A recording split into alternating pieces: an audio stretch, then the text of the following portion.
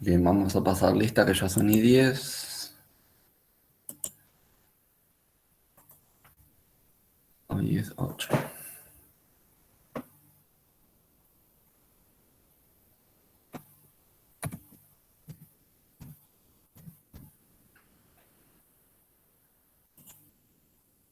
Bien. Bueno,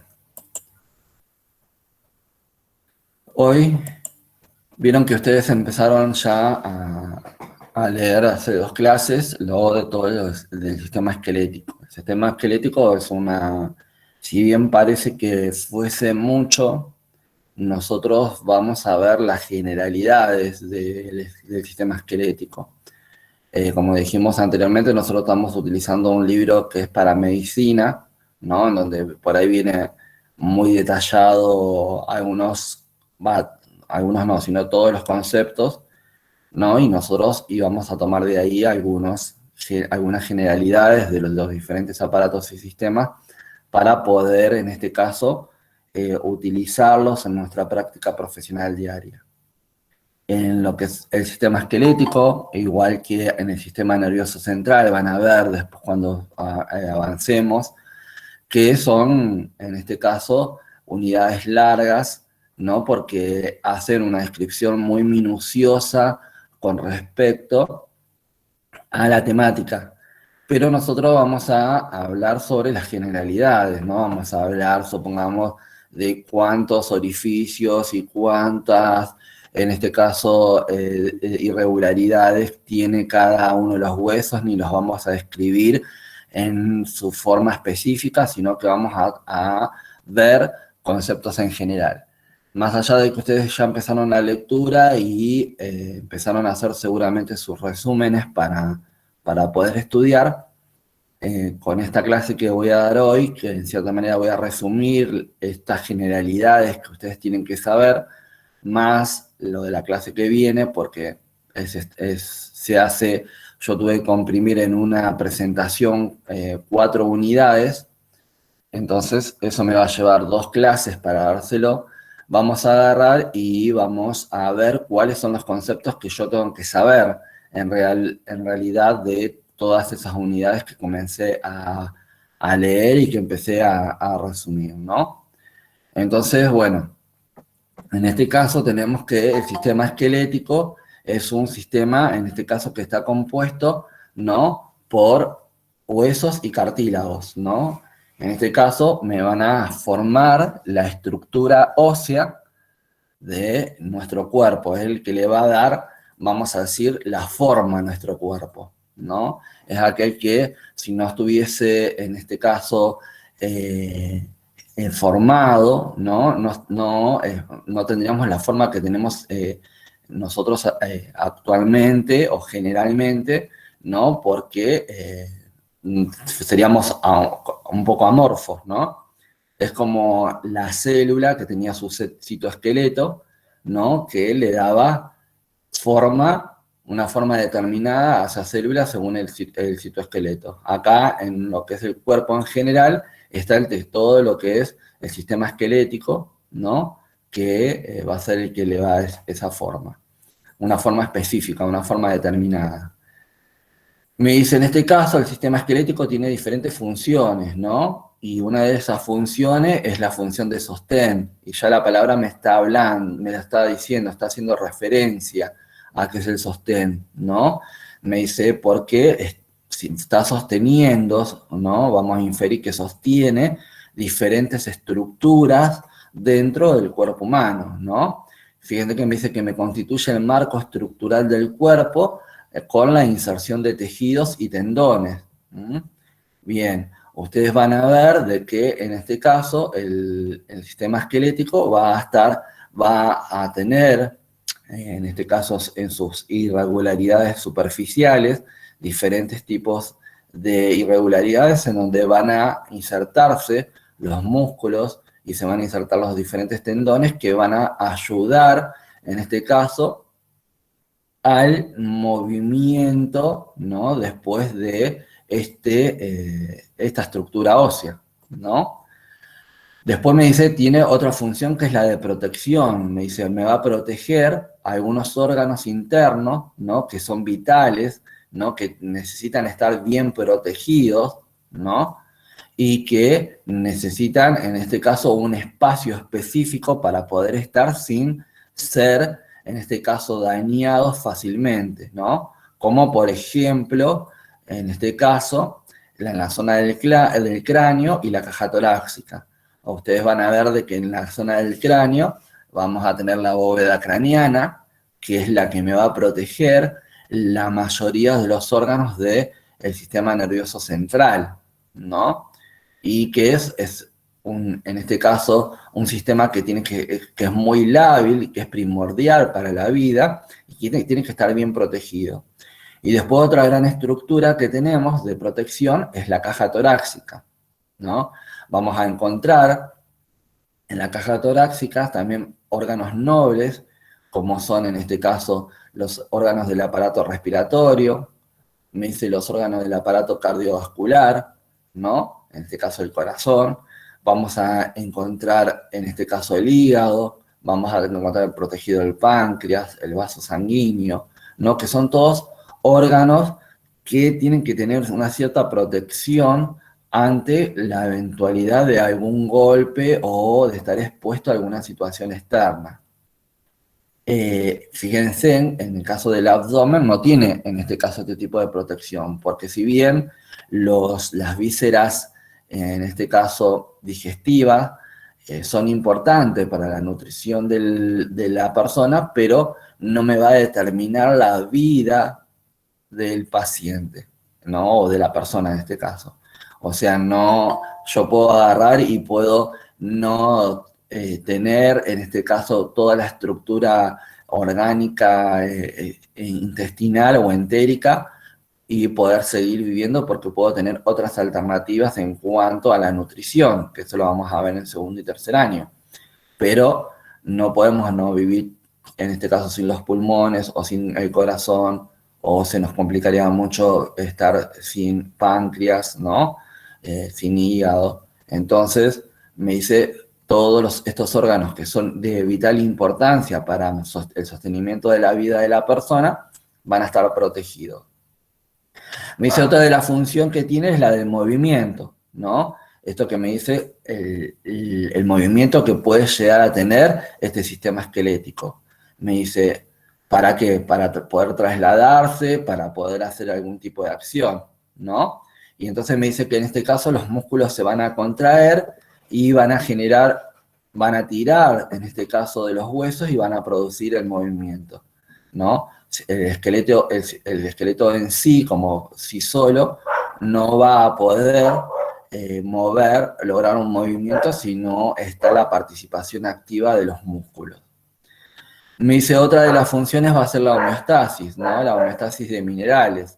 En este caso, me dice todos los huesos van a almacenar calcio y fósforo, ¿no? Y este calcio y este fósforo me van a contribuir a la resistencia de los huesos. Me dice también los huesos me producen células sanguíneas, ¿no? A través de la homopoiesis, ¿no? En este caso, la mayoría de los huesos largos en sus, vamos a decir, epífisis, o de los huesos cortos o los huesos planos, en su parte esponjosa, van a agarrar y van a generar, en este caso, las células sanguíneas. Se va a generar ahí la hematopoiesis, ¿no? En donde va a agarrar y se van a generar los glóbulos blancos, los glóbulos rojos, ¿no? A las plaquetas, hasta una determinada etapa de la vida. Después en la adultez, dejan esa médula ósea, que nosotros la vamos a llamar médula ósea roja, se va a transformar en médula ósea amarilla, ¿no? Y ya va a estar en un contenido lipídico, lo que me va a dejar de producir células de la sangre, ¿no? En este caso, me dice, también va a cumplir la función de almacenamiento de triglicéridos, o sea, de lípidos, en este caso, en esto que decíamos que en la adultez la médula ósea roja se transforma en médula ósea amarilla. A ver qué pasa.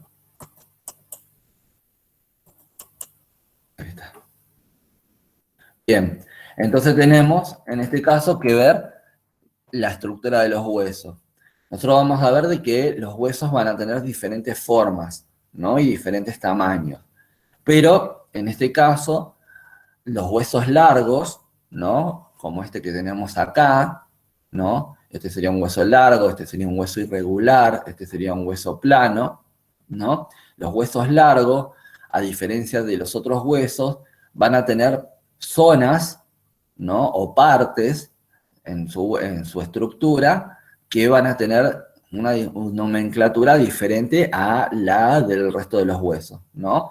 La mayoría de nuestro cuerpo, ¿no? Está constituido por huesos largos, como por ejemplo las extremidades superiores, las inferiores, ¿no? En este caso, la de la caja torácica a través de lo que serían las costillas. Y me dice, van a tener diferentes partes. Una parte central, ¿no? Que va a generar o que puede llegar a ser el cuerpo del hueso, ¿no? Que se lo va a denominar diáfisis. Va a tener una diáfisis única, un cuerpo único del hueso. Después va a tener epífisis. Las epífisis van a ser la zona distal del hueso. En este caso, los huesos largos mayormente tienen dos epífisis. Una superior o una inferior, o dos distales en este caso, al centro del hueso, ¿no? O al cuerpo del hueso. Me dice la zona que me va a estar uniendo la epífisis con la diáfisis, me dice, va a llamar metafisis, ¿no? Me dice, entonces vamos a tener dos metafisis también. Vamos a tener entonces una diáfisis, dos epífisis y dos metafisis, ¿no? Entonces me dice que la diáfisis es el cuerpo o la porción cilíndrica del hueso largo, las epífisis van a ser los extremos distal y proximal, la metafisis son las regiones en donde las diáfisis se unen con la epífisis, ¿no? Y después vamos a tener cartílago articular, que mayormente van a estar en las porciones distales, ¿no? Que dice es una capa delgada de cartílago, me dice, donde el hueso articula con otro hueso, con otra estructura ósea, ¿no? Este cartílago le va a servir de protección al hueso. ¿Para qué? Para agarrar y hacer de que no haya un desgaste, no haya una fricción, no haya un desgaste, ¿no? Entre estructura ósea y estructura ósea, y que pueda, vamos a decir, permanecer intacto ese hueso la mayor cantidad de tiempo posible, ¿no? Después vamos a ver que van a haber otras estructuras, como por ejemplo dentro de las estructuras articulares, ¿no? Que pueden ser los discos, ¿no? Los meniscos, en el caso de las rodillas, en donde van a ser también otros elementos cartilaginosos que van a interactuar para evitar esa frotación o ese roce, ¿no? Y el desgaste de ese hueso. También vamos a tener una estructura que va a ser el periósteo, ven como si fuese la membrana que me va a recubrir o la capa que me va a recubrir todo el hueso, ¿no? Fíjense que acá está como, me dice, arrancada, como desgranada, ¿no? Como si estuviésemos pelando una banana, ¿no? Como si fuese la cáscara de la banana. Esa capa, ¿no? O esa vaina va a ser el periósteo, que me dice que es una vaina de tejido conectivo denso e irregular. Dice que también me va a cubrir al hueso donde hay, en este caso, cartílago articular. Después vamos a tener otra característica, que va a ser la cavidad medular, que es esta que vemos acá en negro, ¿no? Me dice la cavidad medular es un espacio interno que vamos a encontrar en la diáfisis y que va a contener en este caso la médula ósea amarilla, ¿no? En este caso que recordemos que va a estar constituido por lípidos. Y después vamos a tener el endoostio, ¿no? Que va a ser la capa más superficial dentro de este orificio o dentro de esta cavidad, en este caso, medular, ¿no? Me dice que en este caso el endoostio va a ser una membrana que va a contener células formadoras del hueso.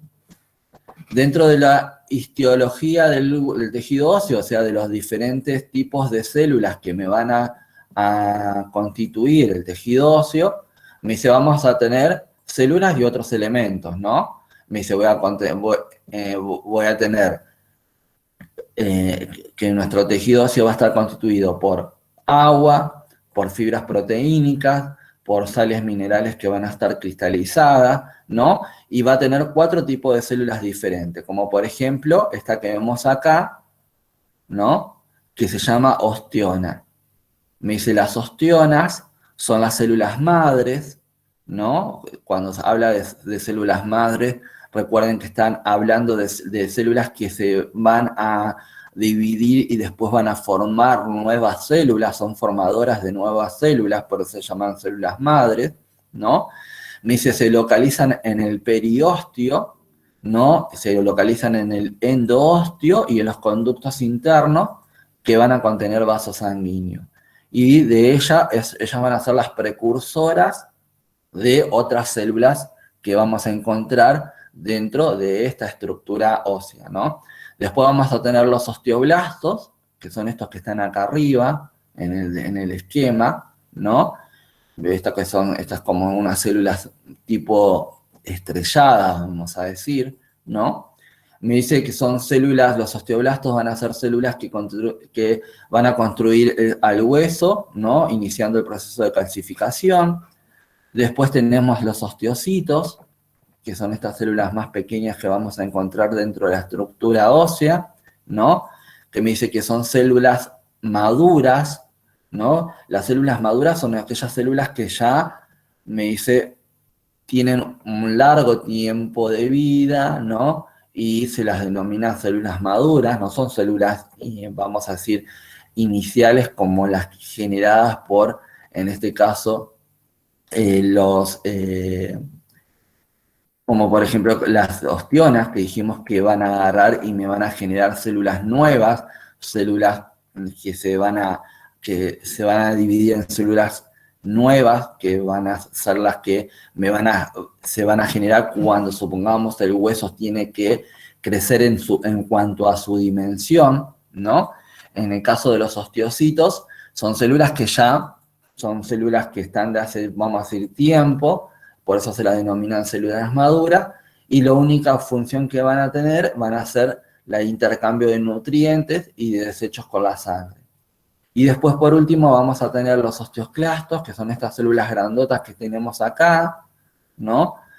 Que me dice que son células muy grandes, derivadas de la unión de hasta 50 monocitos, ¿no? Dice, posee bordes, ven que acá tienen como unos pelitos, ¿no? Que van a tener, son estas prolongaciones de la membrana plasmática. Me dice, posee bordes arrugados, por donde van a liberar una enzima lisosómica, que me dice que esa enzima lisosómica lo que va a hacer es digerir componentes proteínicos y minerales del hueso, ¿no? Muy bien. Y aparte, vamos a encontrar una matriz, ¿no? ¿Se acuerdan que cuando vimos la célula, habíamos descrito también una matriz dentro de uno de los organelos, que era la mitocondria? La mitocondria íbamos a tener dentro de su estructura una matriz. Dentro del hueso también vamos a ver descrita una matriz que me dice que tiene abundantes sales minerales, en este caso inorgánicas, como la hidroxiapatita, va a haber carbonato de calcio, va a haber magnesio, va a haber fluoruro y sulfato, todas otras sales minerales que van a ayudar a, vamos a decir, darle esa dureza, ¿no? Y esa estructura dura al tejido óseo. Y entonces me dice que la dureza va a depender de estas sales minerales inorgánicas que van a estar cristalizadas, la flexibilidad del hueso, porque ustedes, si bien el hueso es un tejido duro, pero tiene cierta flexibilidad, ¿no? Tiene un cierto movimiento, me dice, en este caso los huesos largos, por eso que me dice, si fuesen muy duros, ante la presión que se pueda llegar a dar, se puede quebrar fácilmente, pero tienen cierta flexibilidad. Por eso me dice la fuerza, en este caso para la fractura del hueso, tiene que ser bastante importante. Y tiene que vencer esa flexibilidad que tiene el hueso, ¿no? Va a depender de las fibras de colágeno con la cual también va a estar constituido el hueso. Y me dice que, en este caso, estas sales minerales se van a ubicar en los espacios que van a estar libres de fibras de colágeno, y entre la fibra de colágeno y las sales minerales cristalizadas le van a dar la dureza característica al hueso. Después vamos a tener que empezar a clasificar, en este caso, a este tejido óseo, ¿no? Y dice que vamos a tener, según la estructura, ¿no? Dos tipos de tejidos.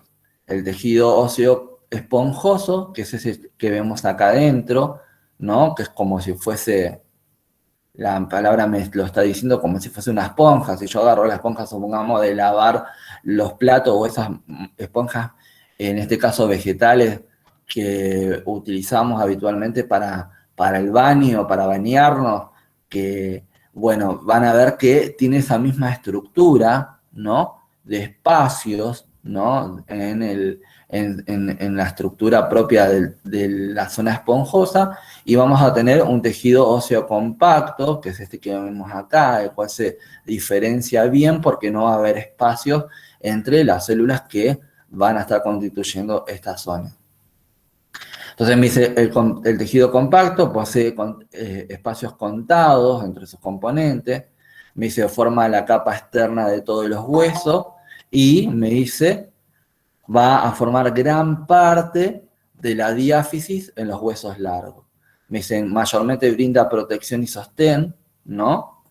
Y me dice, va a ser resistente a los esfuerzos y me va a dar apoyo, ¿no? Al peso y a los movimientos que va a generar, en este caso, toda la estructura ósea. Esto es lo que nosotros tenemos que saber específicamente, ¿no? Del tejido compacto y la diferencia que hay entre el tejido esponjoso. Me dice, en el tejido esponjoso, me dice, va a ser una parte constitutiva del hueso en la mayoría de los huesos cortos, de los huesos planos y los huesos irregulares, ¿no? Y la epífisis solamente de los huesos largos, ¿no? Vieron que cuando vimos la descripción recién de un hueso largo, veíamos que tenía una diáfisis y dos epífisis. En la diáfisis íbamos a tener solamente lo que es, en este caso, el canal medular, y en las epífisis íbamos a tener, no, en este caso, gran parte del tejido esponjoso, en donde se genera lo que es la hematopoiesis, ¿no? Bien, me dice, en este caso, es ligero, ¿no? Cuando me dice que es ligero, me está hablando de que es liviano, ¿no? Y que por tener esta característica, va a reducir el peso del hueso. Vamos a ver de que no va a pesar tanto. Yo incluso voy a agarrar huesos, en este caso planos, pero que tienen gran dimensión, y vamos a ver de que no son pesados, son livianos. ¿Por qué? Porque tienen gran cantidad de tejido esponjoso dentro de su estructura, ¿no?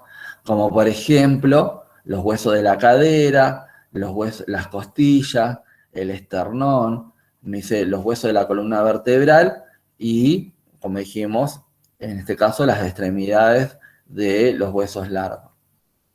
También tenemos que saber de que el hueso, como cualquier otro tejido, necesita, en este caso, nutrirse y oxigenarse, ¿no? Entonces me dice, eso se va a generar como en cualquier otro aparato o sistema, ¿no? Mediante la irrigación sanguínea, ¿no? Me dice, en este caso, vamos a ver de que los huesos, todos los huesos en su estructura, van a tener orificios de entrada de vasos sanguíneos, ¿no? Y del paquete también nervioso, que va a ser el que me va a generar, en este caso, la irrigación de la estructura del hueso. En esta imagen que nosotros estamos viendo un hueso largo, en donde estamos viendo parte de la epífisis, ¿no? Parte de la diáfisis y la epífisis, una epífisis. En donde estamos viendo que, en este caso, los vasos sanguíneos van a penetrar, me dice el hueso, a través del periósteo. Y vamos a tener varias entradas, ¿no? No solamente una. No es que solamente un paquete vascular va a ingresar, sino van a ingresar varios por diferentes partes del hueso.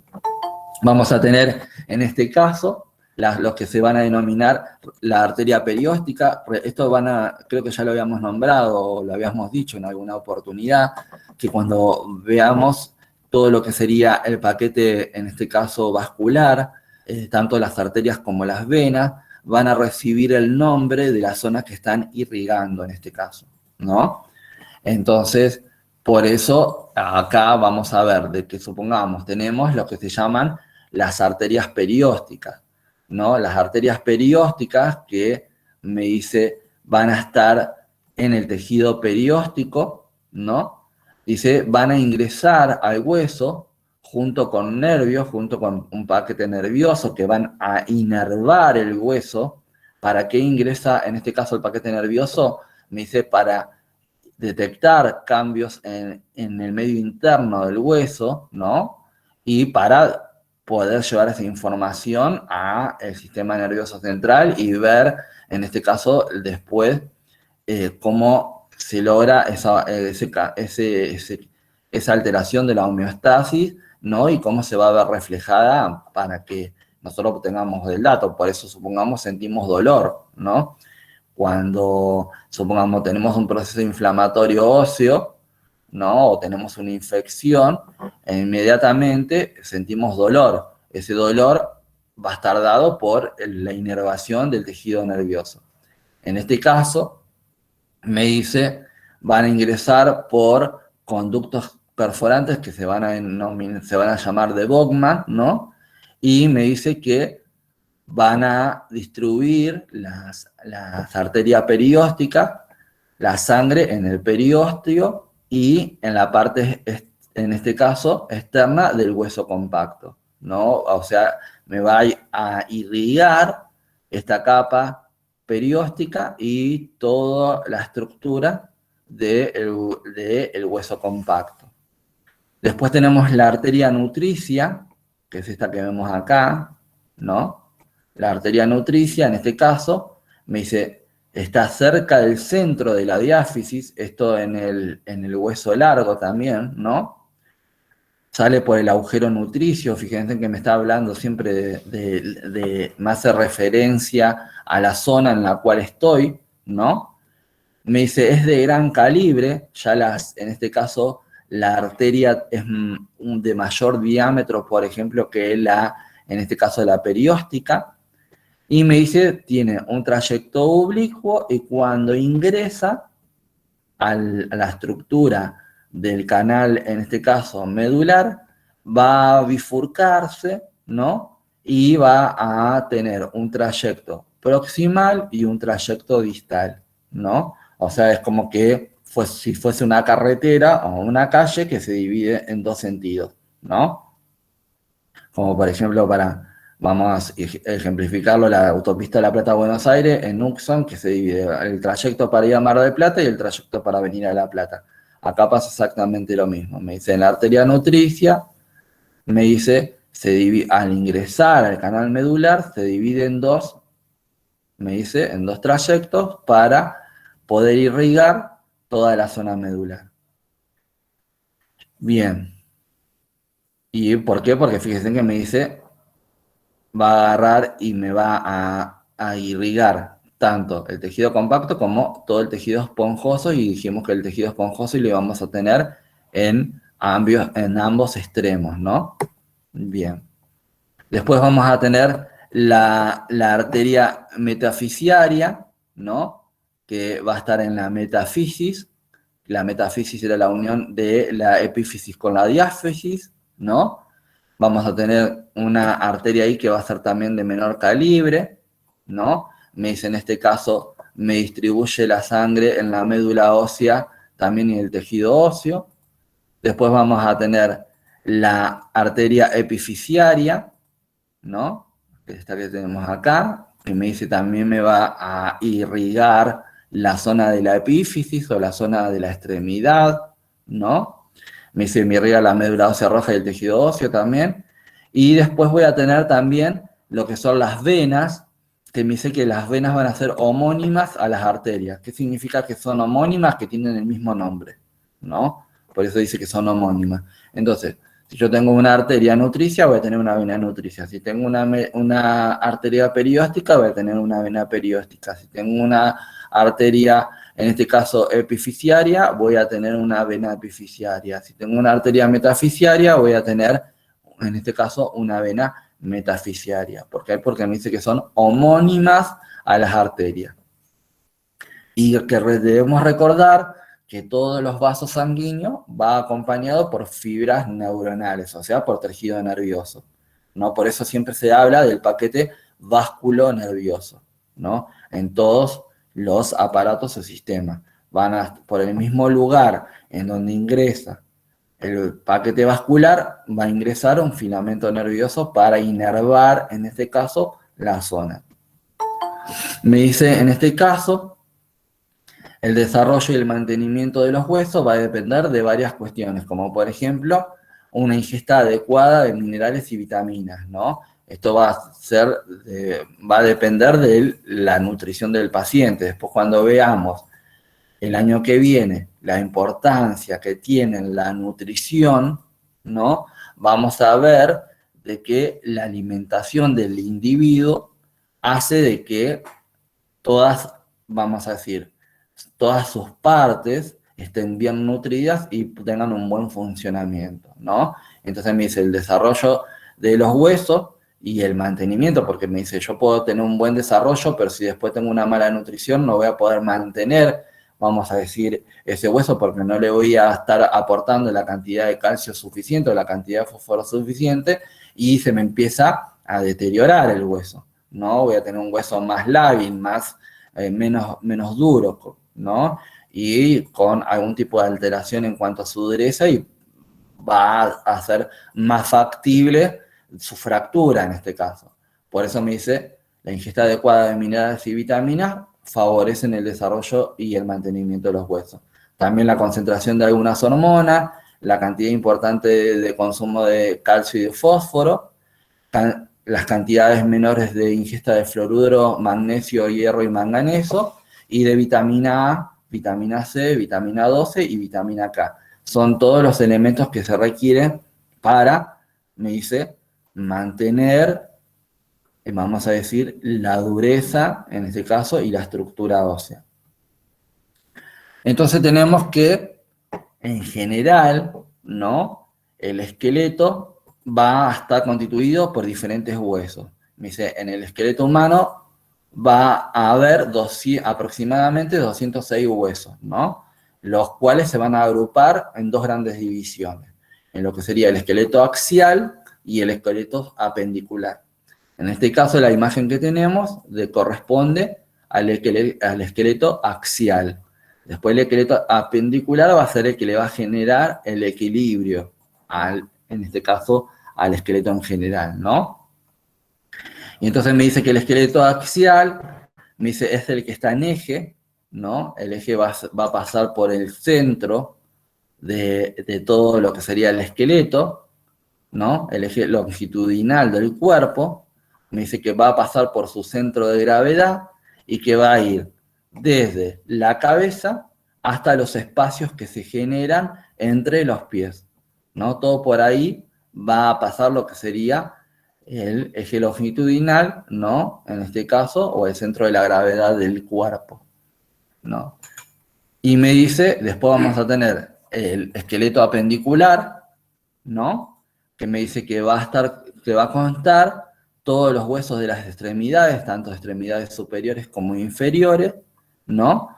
Como las de la cintura, en este caso la cintura pélvica, ¿no? Y la cintura escapular, ¿no? Que va a ser la que va a ser la que van a unir, en este caso, a estos huesos de las extremidades o del esqueleto apendicular con el esqueleto axial.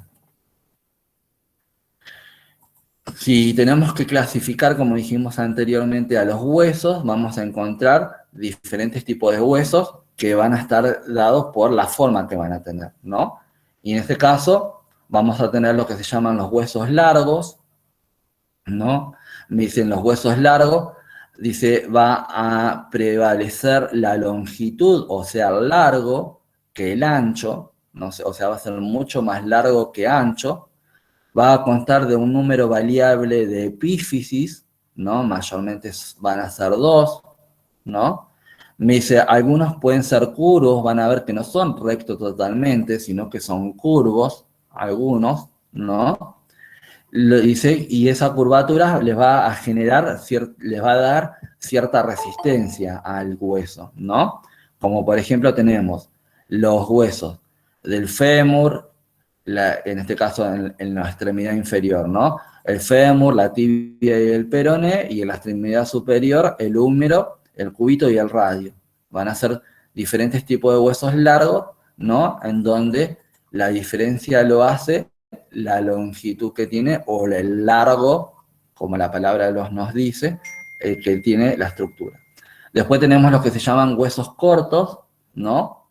Que me dice que en este caso pueden ser cuboides, me dice que en este caso tienen una anchura y una, en este caso, longitud casi iguales.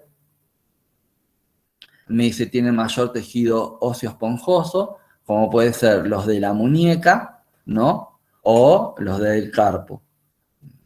Y en el caso del pie, tenemos los del tobillo o los del tarso, ¿no? Que serían todos estos que están acá con diferentes letritas, ¿no? Esos son, me dice, son huesos cuboides, en donde me dice, tienen mayor, me dice, una anchura y una longitud casi iguales.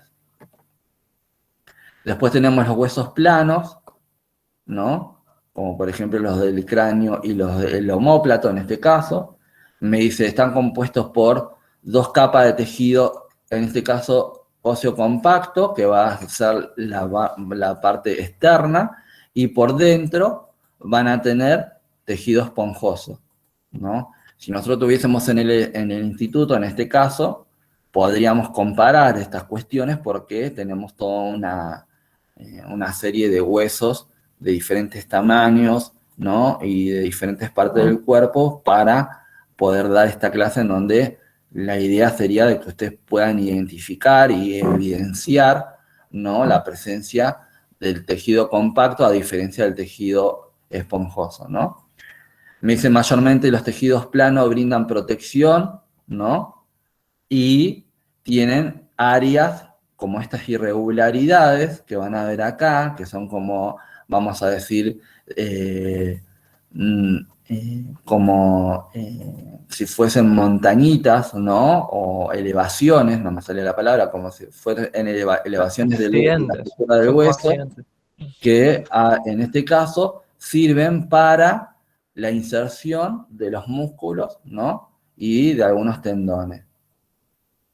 Bien, como tenemos dijimos, lo de la cabeza, lo del cráneo en este caso, ¿no? El omóplato o el esternón, que va a ser uno de los huesos de la cavidad torácica. Después tenemos los que son los huesos irregulares, ¿no? Los huesos irregulares, me dice, mayormente los vamos a encontrar en la columna vertebral o en la cara, ¿no? Me dice, tienen una forma compleja, por eso se lo denominan, en este caso, huesos irregulares, pero igual van a tener, en este caso, tejido compacto y tejido esponjoso dentro de su estructura, ¿no? Bien, después van a ver ustedes, van a leer de que van a tener diferentes, en este caso cuando lean la descripción de, supongamos, de la vértebra, van a ver que tiene un cuerpo, van a tener diferentes tipos de apófisis, ¿no? Que son como estas zonas puntiagudas que salen, ¿no? que van a servir para la articulación de la vértebra dentro de lo que es la columna vertebral. Después tenemos los huesos sesamoideos, ¿no? Me dice que en este caso tenemos como por ejemplo las rótulas de la rodilla, ¿no? Me dice, y van a estar ubicados en ciertos lugares donde hay tensión, fricción y esfuerzo físico, ¿no? En este caso tenemos como huesos sesamoideos lo que nosotros llamamos la rótula, en este caso en la zona de la rodilla. Después dice, teníamos que saber de que había marcas superficiales, ¿no? Que pueden llegar, que las vamos a tener en todos los huesos van a tener marcas, ¿no? Y que me dice que esas marcas van a estar determinando alguna función específica, ¿no? Como por ejemplo, van a haber depresiones, como esta depresión que vamos a ver acá, o vamos a encontrar diferentes tipos de orificios, ¿no? Me dice que en este caso van a agarrar, por los orificios mayormente pasan los vasos sanguíneos y los nervios, ¿no? Y me dice, en este caso de las depresiones, mayormente es porque están dadas para la articulación, o también una depresión puede llegar a ser que esté dada por el paso del paquete vascular. Nosotros vamos a ver, supongamos, en la estructura interna de los huesos del cráneo, muchas depresiones que hacen al trayecto, me dice, del paquete vascular. Y también va a haber depresiones que van a estar generadas por las circunvalaciones, en este caso, del cerebro. Bien, van a ser marcas que van a quedar en la estructura ósea. Después vamos a tener las apófisis, como dijimos anteriormente, que son, dice, prominencias o proyecciones que van a participar en las articulaciones, como por ejemplo esta apófisis espinosas o las apófisis transversales en las vértebras. Bien. Después dice que tenemos lo que son las articulaciones, ¿no? Me dice, una articulación o una artrosis, en este caso, es el área de contacto que va a haber entre dos huesos. ¿Se acuerdan que hoy habíamos hablado de eso? De que el hueso, supongamos, iba a tener un cartílago articular que lo que iba a hacer y le iba a proteger al hueso de la fricción con otra estructura ósea, ¿no? En una determinada articulación, ¿no? Bien, entonces me dice la articulación va a ser ese área de contacto entre los huesos y el cartílago, este cartílago articular que va a haber, ¿no? Y entre el tejido óseo, supongamos, y los dientes, en el caso de la articulación dentaria. Ustedes saben que los huesos maxilares articulan, en este caso, con lo que serían las piezas dentarias. Bien, entonces me dice, las articulaciones las podemos clasificar de dos maneras. Me dice, cómo están formadas, por eso me habla de lo estructural, ¿no? Según la estructura que tienen, y cómo funcionan, por eso me dice de lo funcional, ¿no? Y me dice, en lo que es lo estructural, va a incluir varios criterios, en este caso dos. La presencia o no de un espacio entre los huesos articulares, porque me dice, no siempre va a haber un espacio, en este caso, entre hueso y hueso. Mayormente, como pasan los huesos del cráneo, se fusionan esos huesos, ¿no? A medida que la persona va creciendo. Si bien vamos a ver de que a decir al nacimiento de la persona o del individuo, va a haber cartílago entre hueso y hueso, pero a medida que va creciendo la persona, va creciendo el individuo, se va fusionando, se va eliminando ese cartílago y se va generando una fusión entre el hueso y hueso, ¿no? Entonces ya deja de haber un espacio. Y me dice, otro criterio es el tipo de tejido conectivo que va a mantener unido a los huesos. Y fíjense, dentro de lo estructural me dice tenemos las articulaciones fibrosas, ¿no? Me dice que van a mantener unidos en este caso, al hueso, ¿no? Por un tejido conectivo fibroso.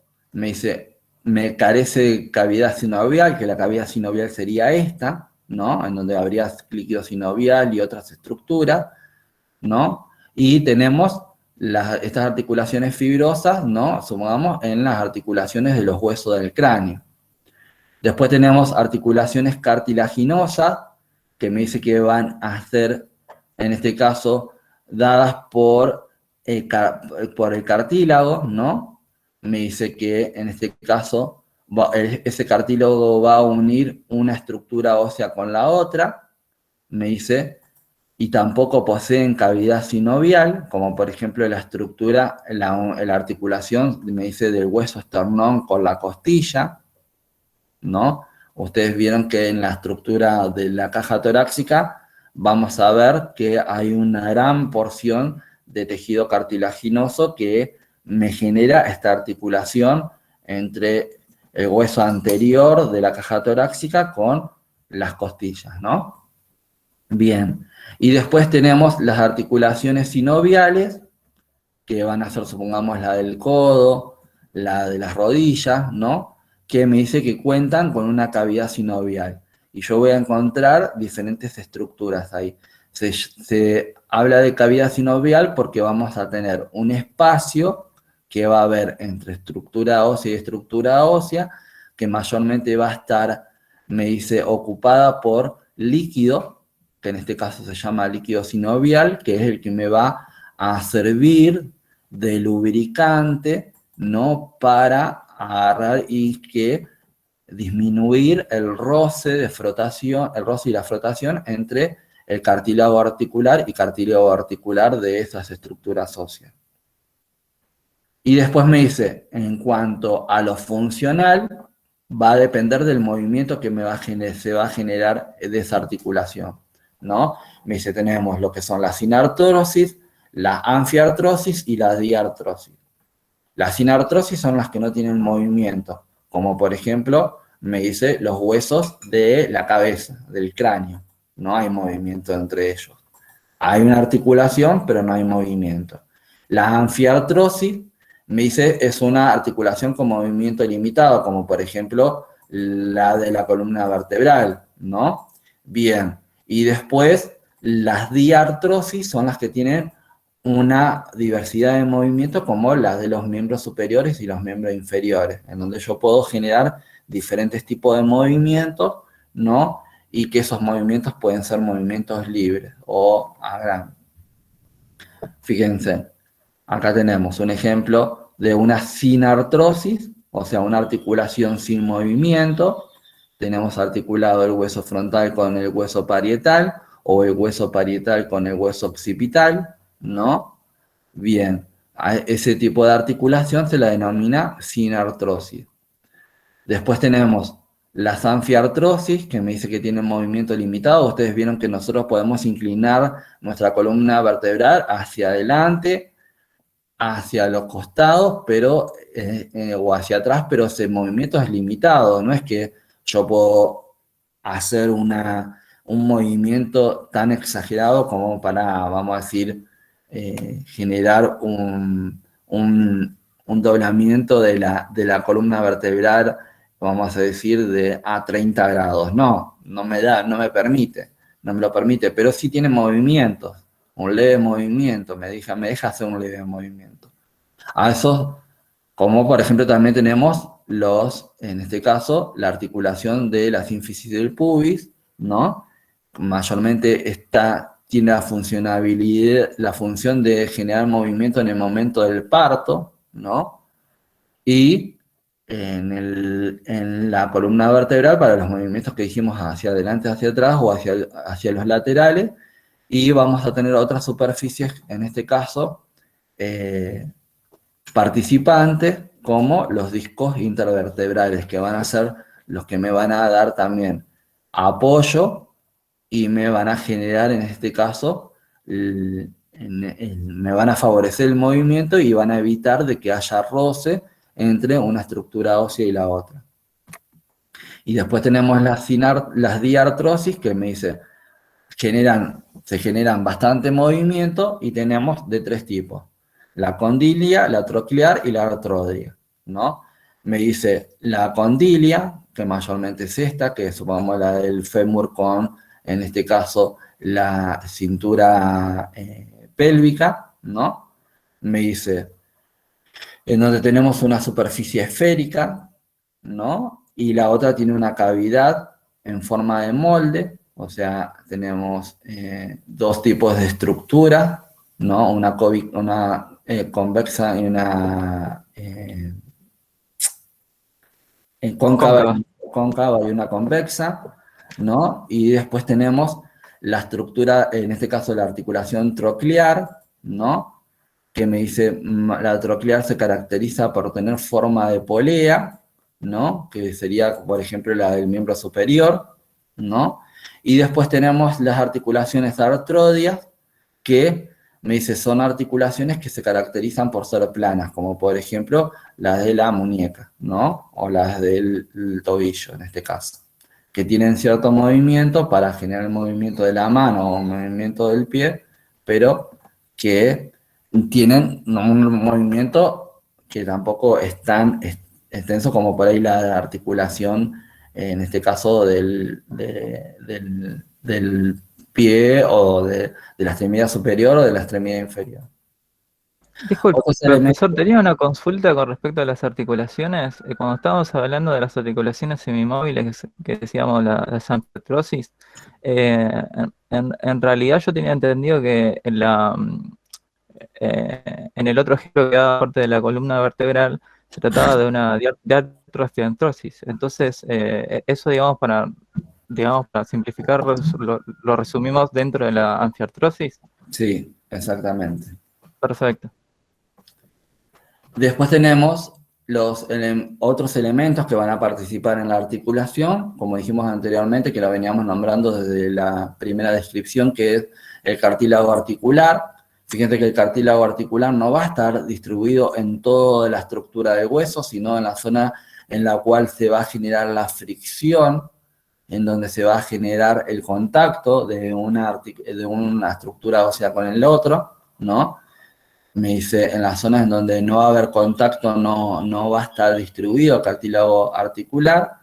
Me dice, es una capa de cartílago hialino en este caso. Después vamos a tener los meniscos, ¿no? Me dice, en este caso, me dice, van a ser estructuras también fibrocartilaginosas. Me dice, van a estar interpuestos entre 2 estructuras óseas en algunas articulaciones del cuerpo, no en todas.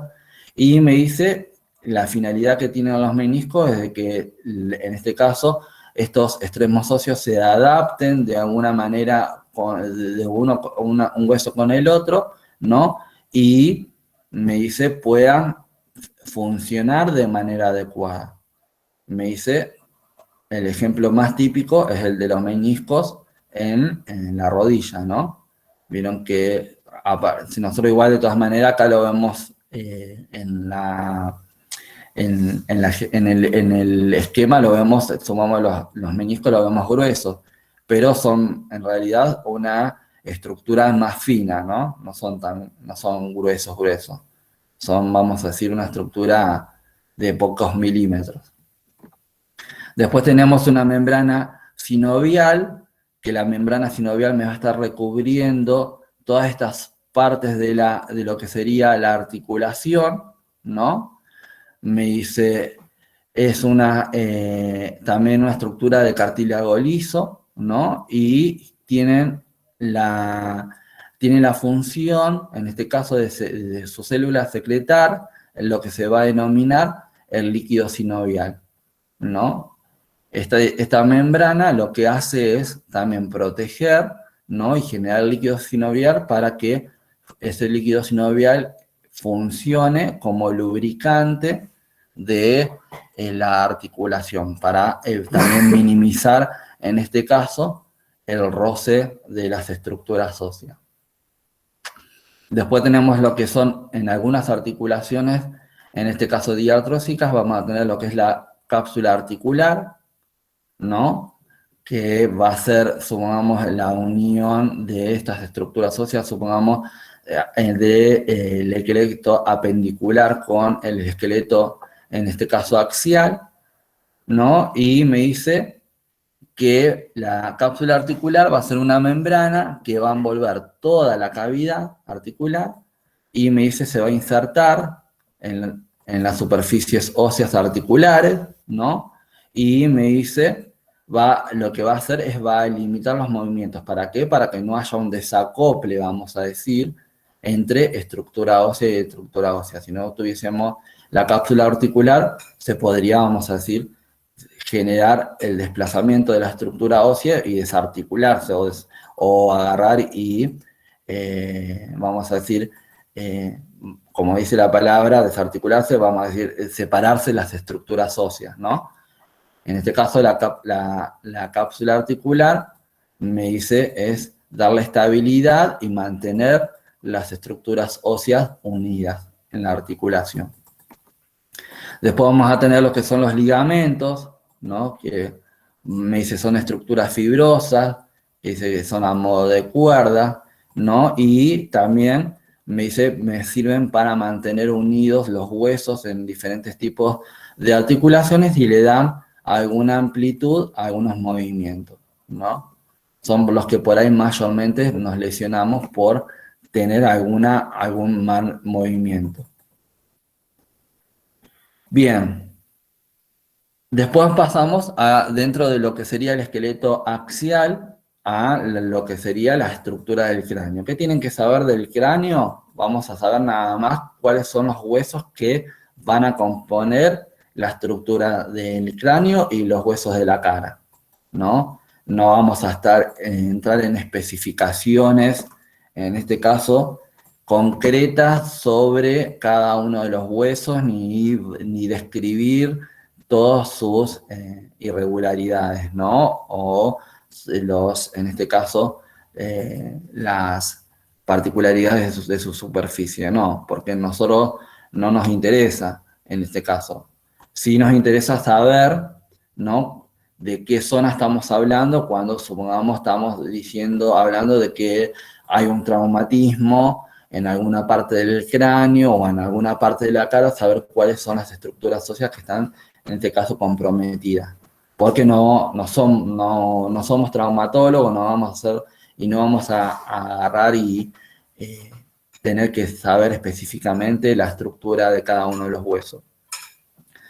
Me dice en este caso que el cráneo contiene 22 huesos, ¿no? Que tenemos que saber que se apoya en el extremo superior de la columna vertebral y que en este caso van a comprender todos los huesos faciales y los huesos craneales, ¿no? Los huesos faciales son los huesos de la cara y los huesos craneales van a ser los que me van a formar la bóveda craneal.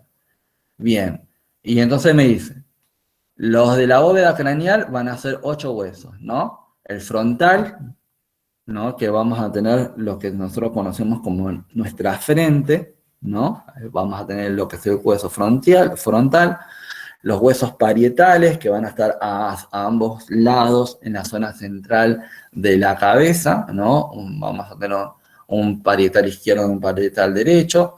Después vamos a tener los temporales, ¿no? Que en este caso van a estar en la zona para que más o menos se ubiquen en la zona de los oídos, ¿no? Bien, vamos a tener el hueso occipital, que va a ser en la zona de la nuca, ¿no? Que también va a ser uno solo. Y después vamos a tener el esfenoide, que va a salir también en la altura más o menos de la superior a los oídos, y el etmoide, que lo vamos a ver en este caso por la parte inferior del cráneo. Todos estos son los huesos que van a formar lo que sería la estructura de la bóveda craneal, que dijimos que es la que va a contener en este caso el sistema nervioso central.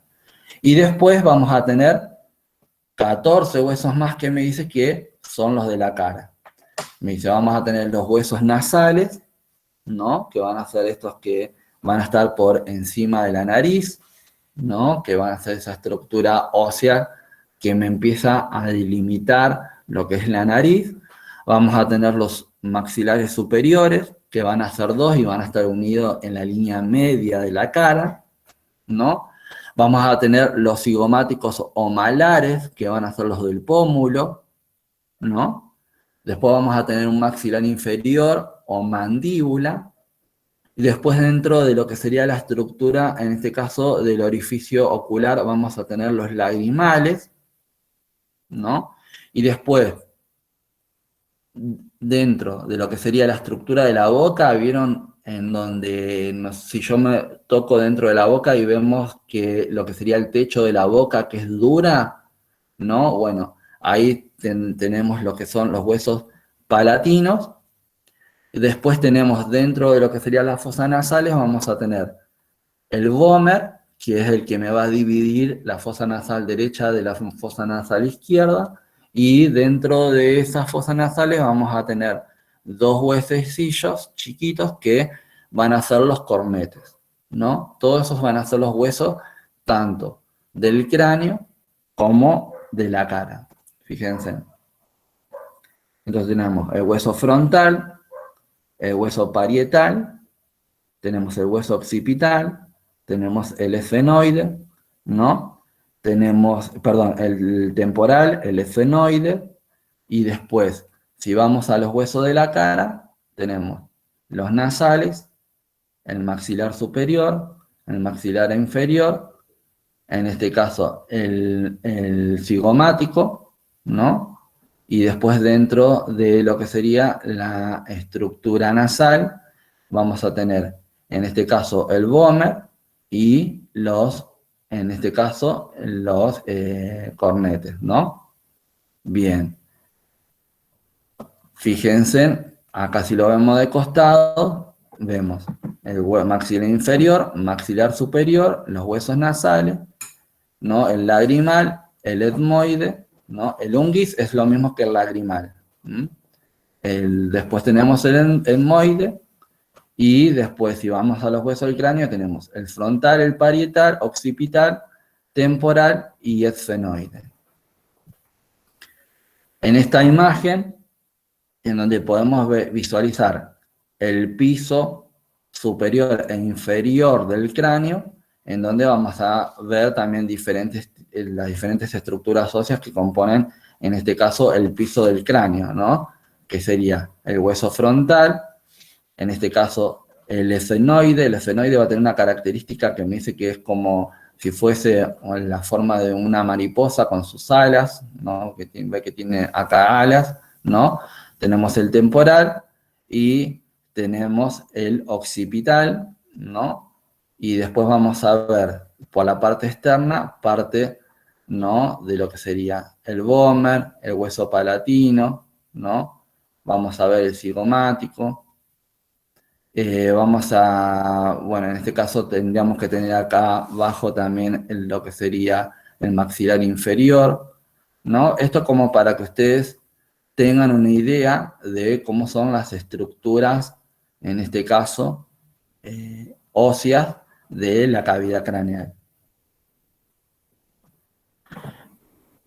Recuerden que dijimos vamos a ver generalidades, no vamos a ver especificaciones, ¿no? Por eso le decía el tema de que por ahí en la lectura parece que fuese mucho más cantidad de material, pero en realidad no tenemos que saber todo lo que me está haciendo referencia al libro, sino aspectos generales, ¿no? Cuando ustedes hacen su resumen, tienen que apuntar a estas cuestiones, ¿no? De la generalidad de cada una de las partes que me está describiendo del sistema esquelético. Después dice, siguiendo con el esqueleto axial, recuerdan que teníamos toda la zona de la columna vertebral.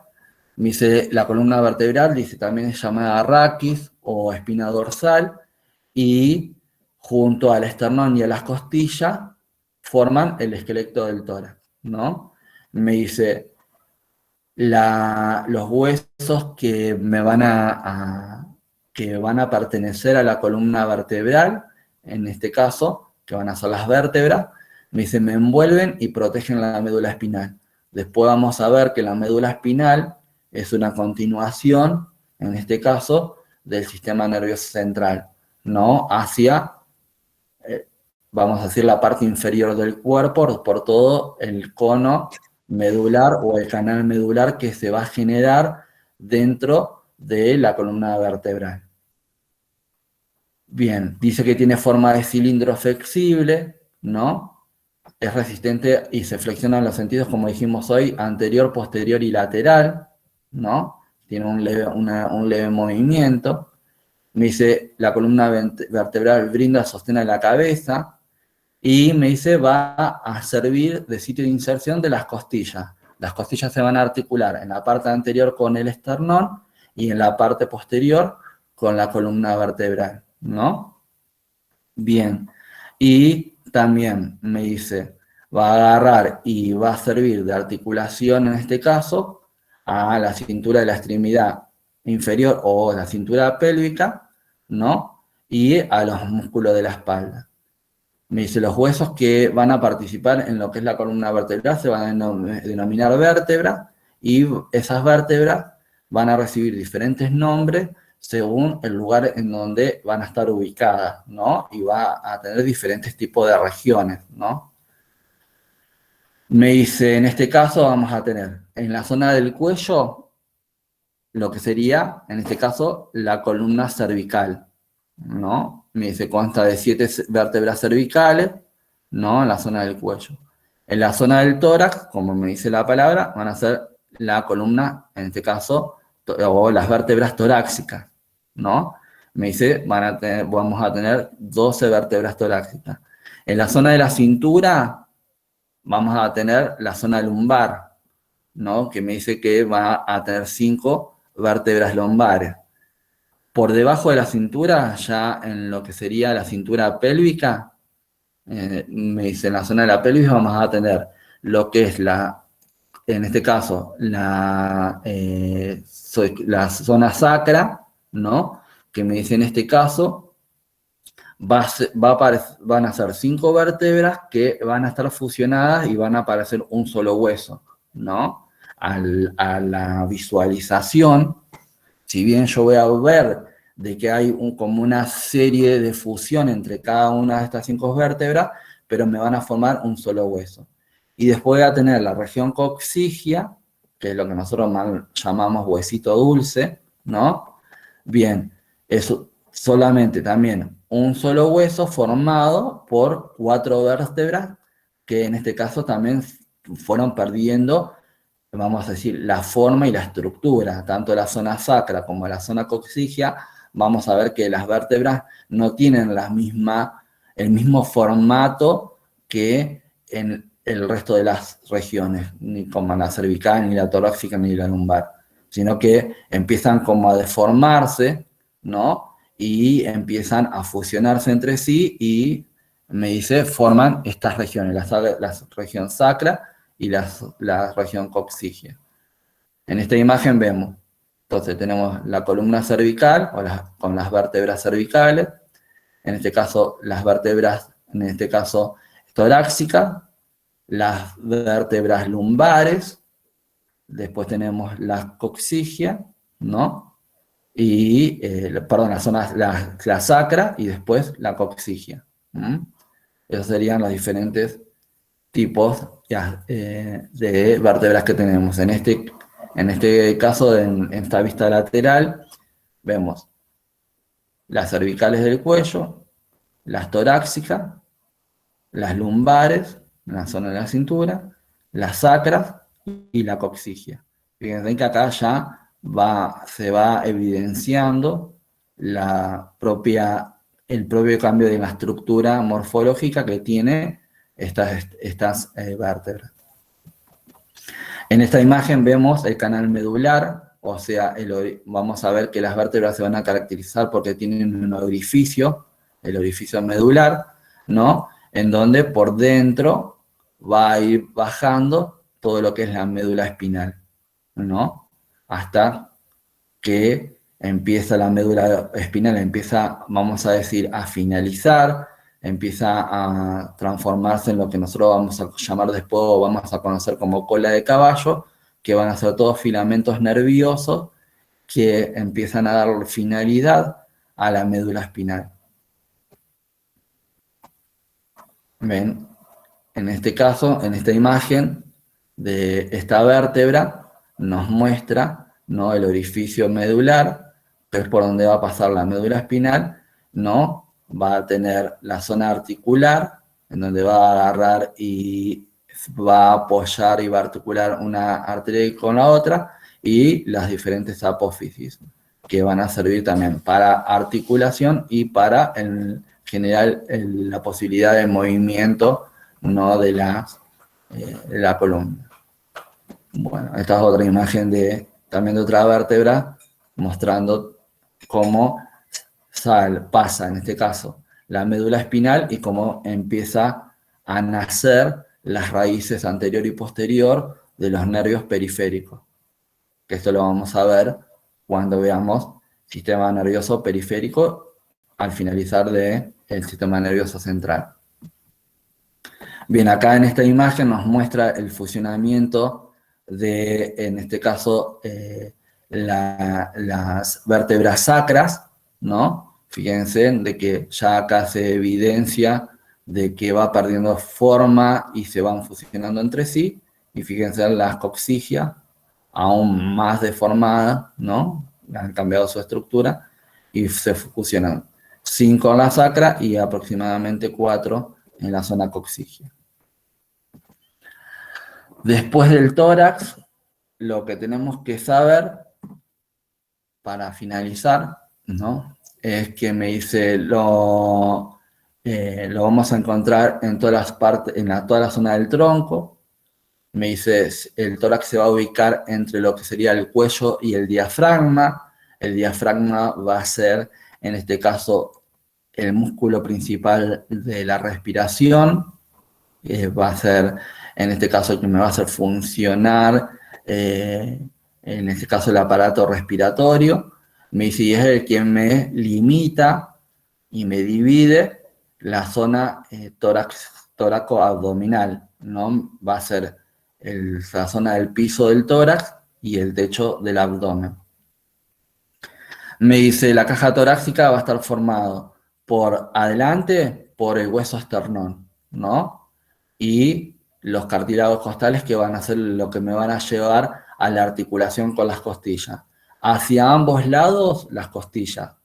Y en la parte posterior vamos a encontrar, en este caso, la columna vertebral torácica, ¿no? Con todas las vértebras torácicas. Así se va a formar todo, en este caso, esta articulación de todas estas estructuras óseas para formar lo que es la caja torácica.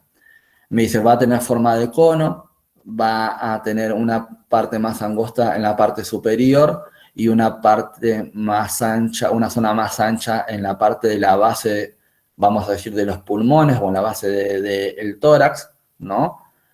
Y por eso me dice que es después vamos a ver que la víscera pulmonar va a adaptarse a esta característica y también van a ser cónicos, ¿no?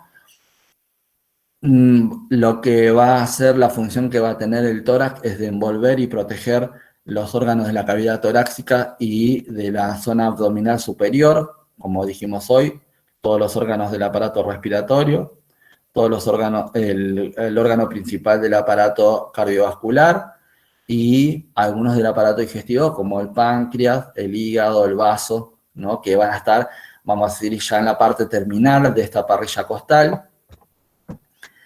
Y me dice, va a brindar sostén a los huesos de la cintura escapular, ¿no? La cintura escapular va a ser donde se va a agarrar y se va a articular las extremidades superiores que pertenecen al esqueleto apendicular con el esqueleto axial. Y me dice, va a constar de un hueso esternón, un hueso impar, que es el esternón, en este caso, 12 huesos pares, que serían las costillas, 12 costillas derechas, 12 costillas izquierdas. Me dice, en las cuales las costillas se van a dividir, se van a clasificar en verdaderas, falsas y flotantes.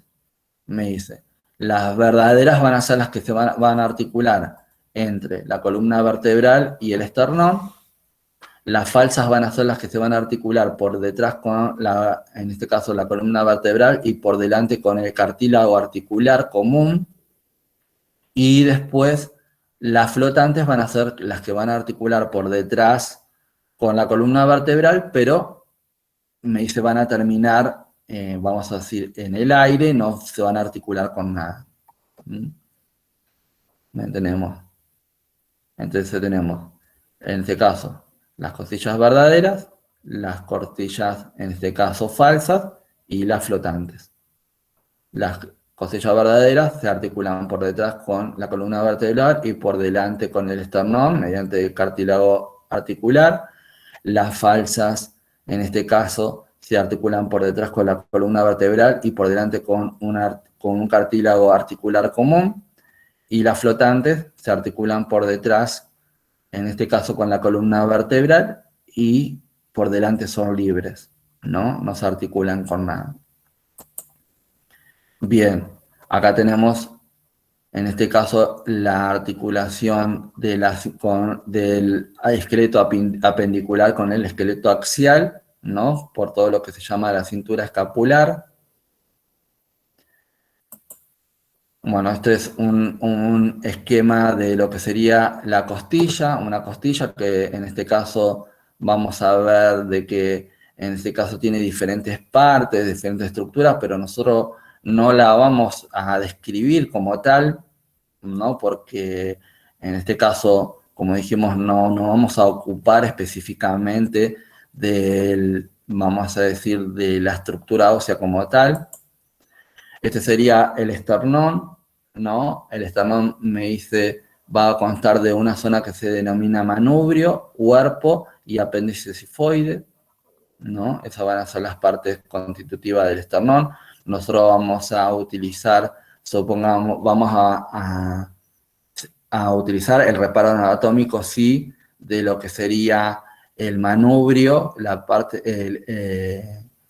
vamos a decir, el orificio del hueso manubrio para, en este caso, determinar la zona en donde se va a hacer, en este caso, donde va a estar ubicada una traqueotomía, y el apéndice sifoide lo vamos a utilizar como reparo anatómico para, en este caso, tomar las medidas para la colocación de una sonda nasogástrica, en donde me dice que debo tomar varios reparos anatómicos para medir la longitud de introducción de la sonda nasogástrica, que sería del apéndice sifoide a la punta de la nariz y de la punta de la nariz al lóbulo de la oreja. Eso después lo van a ver seguramente en Fundamento del Cuidado o en Práctica Profesionalizante. Bueno, en este esquema me muestra cómo es toda la articulación torácica entre la vértebra, en la costilla, el esternón y el cartílago costal. Bien, y en esta imagen nos muestra bien la distribución de este cartílago costal que me favorece a la articulación de los huesos torácicos, de la caja torácica, y que después me va a favorecer también al movimiento que va a tener con la respiración esa caja torácica. Esto, aquel esqueleto apendicular, lo vamos a ver la clase que viene. Bueno, ¿tienen alguna preguntita para hacerme con respecto a el repaso que hicimos? Yo me perdí un poquito cuando estábamos hablando del esternón, estaba tratando de ejemplificarlo, bueno, con el tema de la traqueotomía y demás. Me perdí un poquito con lo que siguió explicando. Ahí la verdad que no entendí el ejemplo que quiso dar, que dijo que después por ahí lo íbamos a ver en las prácticas y eso. No sé si lo podría repetir. Vamos a tener reparos anatómicos, como por ejemplo del esternón vamos a tomar el apéndice sifoide, en donde yo para hacer la colocación, supongamos, de una sonda nasogástrica, tengo que, la sonda nasogástrica es vamos a decir, como un tubo que me va a conectar la cámara gástrica con el exterior del cuerpo para ya sea en este caso, evacuar cámara gástrica o para agarrar y alimentar al paciente, y yo tengo que saber cuánto de ese tubo tengo que introducir dentro del cuerpo del paciente. Para eso tengo que tener reparos anatómicos. Entonces me dice, yo tengo que agarrar y tengo que, para saber cuál es la longitud, tomar de la punta de la sonda a posicionarla en el apéndice sifoide y medirlo hasta la punta de la nariz. Y de la punta de la nariz al lóbulo de la oreja.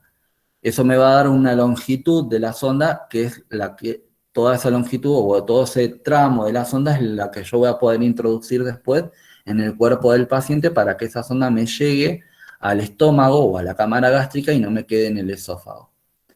Después vamos a ver también que, supongamos, cuando veamos valoración, en el segundo año veamos valoración de la función respiratoria, me dice yo para valorar, supongamos, los ruidos respiratorios, me dice, y si detecto alguna normalidad, yo tengo que utilizar reparos anatómicos para agarrar y describir en donde encontré ese dato negativo, vamos a decir, o ese signo o síntoma que no es normal.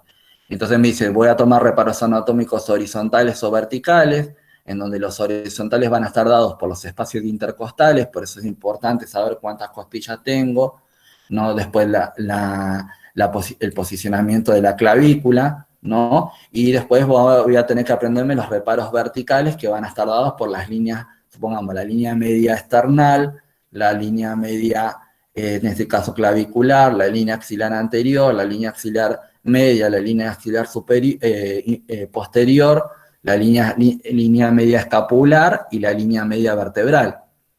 Pero yo me lo puedo aprender esto así de memoria, pero sin saber ubicarlo en el cuerpo, anatómicamente. Por eso me dice, tengo que saber, en este caso, cuáles son las estructuras óseas específicamente que están interviniendo, en este caso, en la caja torácica, para después poder valorarla, ¿no? No, muchas gracias. No, por favor. Melanie Abril Dice, no sé qué me querías poner. Sí, yo tenía una consulta pequeña. No sé bien a qué se refiere cuando dice punto de inserción. ¿Me podría explicar eso? Claro, viste que es en donde se va, como de donde se va a agarrar el músculo o el tendón. Ah, Es como, viste, ¿cómo te puedo explicar? Yo tengo el hueso y tengo, esta sería mi otra mano sería el músculo. sí. Va y se agarra del hueso, pero si el hueso está liso, por ahí no tiene un buen agarre. Entonces siempre el hueso va a tener como una irregularidad. ¿Para qué? Para que le dé mayor inserción. Es como, viste, cuando hay un deporte que no me acuerdo cómo se llama, que es como escalar las montañas, que Sí. la persona va agarrándose de saliencias de la montaña, de piedras que sobresalen de la montaña. Eso sería como un ejemplo de inserción, ¿no? Ah, Ahí el músculo se agarra del hueso, ¿no? Y tiene que haber como una prominencia para que claro. haya un mejor agarre. Y no, vamos a decir, ante un esfuerzo no se desplace fácilmente, vamos a decir. A eso Bueno, muchas gracias. se habla de inserción. Después Gracias, del profe. sistema, dentro del sistema muscular, sabemos de que los músculos terminan todos en tendones, y entonces siempre utilizan esas imperfecciones, ¿no? Como usted estaba explicando, Exacto. para agarrarse y Exacto. comunicarse con los huesos para después inervarlos. Exacto. Cintia Paola Zarza. Hola, profe, ¿cómo anda? ¿Cómo andas? Yo le quería hacer una consulta ante alguna duda, porque bueno, Sí. ahora yo miro y después vuelvo a mirar su clase, Sí. ¿no? La vuelvo a mirar y vuelvo a releer algo que no haya entendido. En el caso de no entender nada durante la semana, yo a usted le he mandado mensajes tanto por Facebook como por el campus, y no tuve ningún tipo de respuesta. No sé si usted los lee, no los lee. Yo para directamente no mandarle mensajes y listo, porque después me quedo con la duda. En el campus, habitualmente el campus no me avisa cuando ustedes me mandan mensaje. O No, sea, pero yo se lo mandé después del examen, así que pasaron casi 2 o 3 semanas, creo. En sí. algún momento lo tuvo que haber visto, supongo. No, por eso, yo no, vamos a decir, la mensajería de la plataforma virtual no la chequeo, en realidad. ¿Por qué? Porque no me avisa, en este caso, si ustedes me mandan mensaje o no. Lo A mejor, nosotros nos avisa que tenemos un cartelito rojo, que tenemos un mensaje. claro, Eh, pero es cuando vos ingresás, lo ves. No es que te manda un mail avisándote o una notificación avisándote, a eso es lo que me refiero. No te envía notificaciones avisándote de que por ahí tenés un mensaje. Y yo, como por ahí ingreso para armar la clase, para armar la ejercitación y todo lo demás, ingreso directamente no ingreso al espacio general, ingreso a las clases particularmente. claro, pero yo en Facebook siempre le pongo como comentario, profe, le dejé un mensajito o algo como para que usted ya sepa que le estoy queriendo preguntar algo. Si no, no tengo cómo preguntarle algo que me haya surgido durante la semana, que vuelvo a mirar y vuelvo a releer. Entonces no tengo cómo sacarme esa duda, después me quedo con la duda, después viene el examen y sigo con la duda. Entonces me gustaría saber de qué forma yo me podría comunicar con usted en el caso, porque yo hace 20 años que no agarro un libro, me cuesta horror esta materia. Entonces tengo que leer y mirar el video varias veces como para poder llegar a entender un poquito más.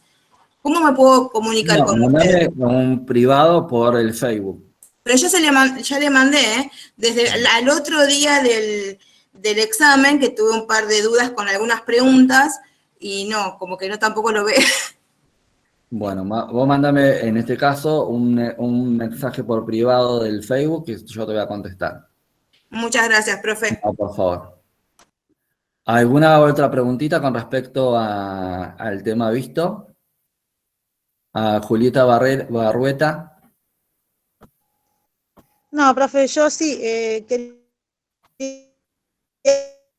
saber si todo lo que usted dio hoy lo va a subir, como hizo la clase anterior. Sí, ahora cuando terminamos la clase clase, de la que termina de grabar y que se procesa, yo le subo la clase y voy a acoplar a la clase que está publicada en el día de hoy. Ustedes van a encontrar Bien, el gracias, enlace, profe. claro, van a encontrar el enlace en la clase de hoy, porque no si la coloco en la clase anterior, por ahí capaz que no van a ir a verificar la clase anterior.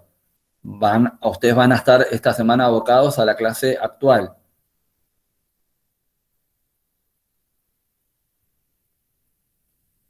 Bien, ¿alguna Era otra? eso solo, profe. No, por Gracias. favor. ¿Alguna otra preguntita? Sí, profe, usted ya dio hasta la clase 8, Sí, ¿no? en realidad sí, porque hoy Hasta el capítulo 8, digamos. claro, hoy publiqué esqueleto apendicular y eso lo voy a dar la clase que viene. A partir de ahí, Y ya, igual no varía mucho lo que usted explicó con el libro, porque es casi todo lo mismo, porque claro, todo lo que sí. estaba En explicando realidad del es capítulo vamos a decir, 6, una compresión, vamos a decir, una compactación de lo que ustedes tienen que saber de todo lo que leyeron, ¿no? Por sí, eso sí, no yo quiero cuando que se estuve. asusten y que piensen de que tienen que saber cuáles son todas las irregularidades que tiene la superficie de una estructura ósea. No, porque eso no lo vamos a ver. Tenemos que saber las generalidades.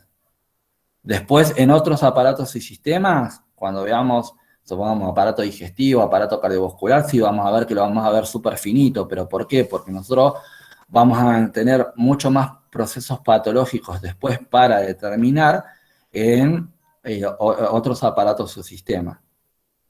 Pero en lo que es la estructura ósea, no, porque más que asistir en una fractura, no vamos a agarrar y a hacer nosotros.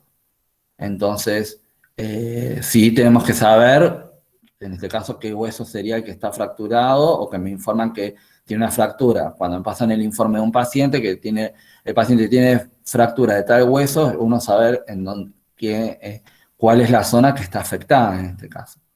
Pero más que eso no vamos a intervenir.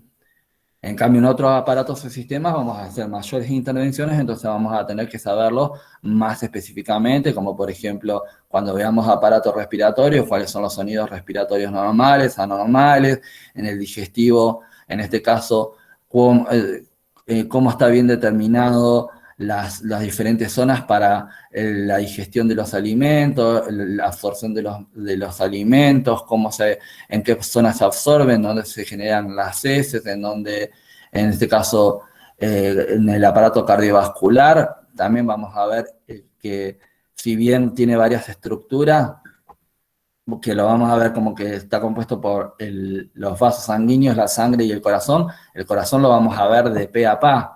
Vamos a tener que describirlo, vamos a decir, muy finamente. Vamos a ver no solamente lo estructural, sino también lo tisular, y vamos a ver el funcionamiento. Entonces, vamos a ver de que sí vamos a hilar finito ahí. Pero en estos, vamos a decir, temas que son más generales, no es necesario.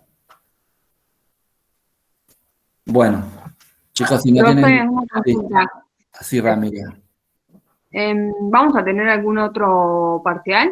Sí, ya les voy diciendo para que después no haya... Sí, por no eso haya mismo, inconveniente. reclamo. Sí.